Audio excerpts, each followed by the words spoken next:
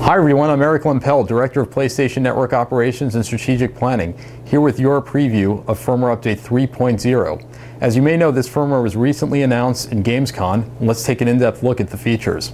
So the first thing you'll see when you come online is that the XMB has been slightly redesigned. We've added a lot of things to make it easier for you to understand where you are on the XMB and what some of the different functions do.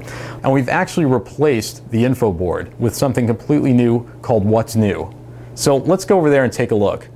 So I'm going to go over to the PlayStation Network icon on the cross-media bar, and this is where this will be located. And this will actually come up as the first thing when you start up your PS3. And we're going to populate this with new information on a regular basis.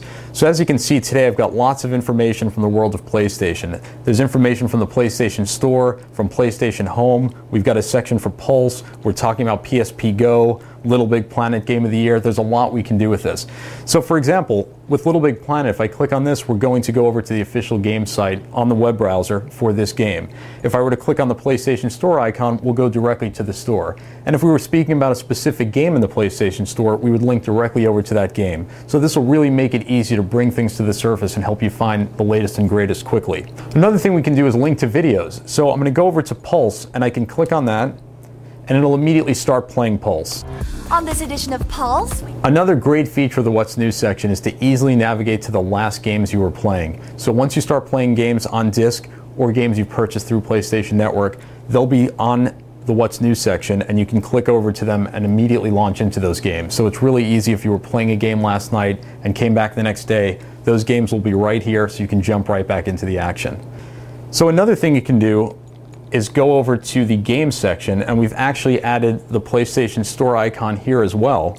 So this will take you directly to the game store and the latest and greatest there. So as you can see here, we've got a bunch of different items highlighting what's new in the PlayStation Store and just other games in general. And if you click on any of these games, you'll link directly to their official game sites or their section in the PlayStation Store. And we've done the same thing for the video icon. So this makes it easy to get over to the video section of the PlayStation Store. And again, if you click on this, we'll be highlighting some of our newest releases available for rental and purchase, and you can link directly to those items to check them out. Another thing you'll notice is that there's some more animation behind the scenes on the XMB. As you can see, there are these sparkles kind of bouncing around in the background. And again, if you don't like the new look of the XMB, the old classic look is available, and you can change that in the theme section. The next thing you'll immediately notice is in the upper right-hand corner of the screen. So if you take a look up there, if you see Kratos, that's my current avatar. Next to that, you've got the friend icon and the number of friends online. And then you'll see a piece of mail if you have any messages waiting from any friends on PlayStation Network. So this is a lot of the information you'd want to see on a regular basis, and it's in a much better place.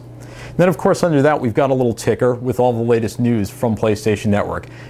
So let's go a little further down the XMB to take a look at something new in the themes area. So we've added the ability for developers to create dynamic themes. So a lot of you are using different themes today that are available through the PlayStation Store, and now we're taking these to the next level.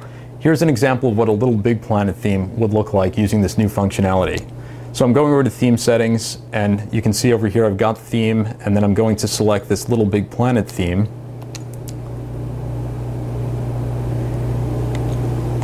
And this is what this would look like. So as you can see, it's completely dynamic. Everything's moving.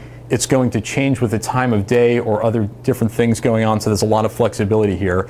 You're going to see a lot of these coming out in the next few months, and they'll be available on the PlayStation Store. Now, of course, all the themes you have today from the past will work as well, and these are just new options available to you. Another great thing you'll be seeing in the next few months are the availability of avatars. So we're going to add a tremendous amount of new avatars to the PlayStation Network over the coming months. That's enabled in Firmware Update 3.0, and we'll have free and premium avatars available through the PlayStation Store. So it's a new place to get avatars, and you'll be seeing all of your favorite characters and other items from the world of PlayStation. So we hope you enjoy this early look at Firmware Update 3.0. We'll be rolling this out soon, and as always, we look forward to your feedback.